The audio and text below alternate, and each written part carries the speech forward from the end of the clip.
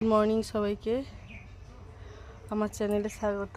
গরমটা প্রচণ্ড পড়েছে, কাজ করতে গিয়ে ভিজে গেছি। কি কি ভেজিটেবল তুলেছি দেখো, এগুলোকে বলা হয় গিমা শাক। আমাদের এখানে প্রচুর হয়, তিতো খেতে, শরীরের জন্য খুবই ভালো। আর এইগুলোকে বলা হয় পাহাড়ি পালং।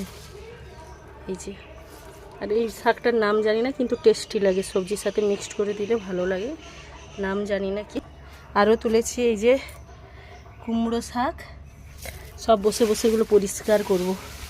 অনেক তুলেছি, এর মধ্যে নরম ডাঁটাগুলো নেওয়া হবে, নরম ডাঁটা পাতা, আর বাকিগুলোকে ফেলে দেব। কুমড়ো হয়ে গেছে, এই একটা কুমড়ো ছিল, সেই কুমড়োটাকে তুলে নিয়ে এসেছি, পোকা হয়ে গেছিলো, সেদিন দেখিয়েছিলাম, আর নেই।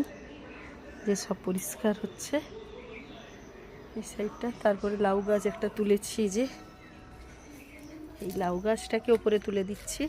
আজকে এই যে দড়ি দিয়ে বেঁধে আস্তে করে তুলেছি।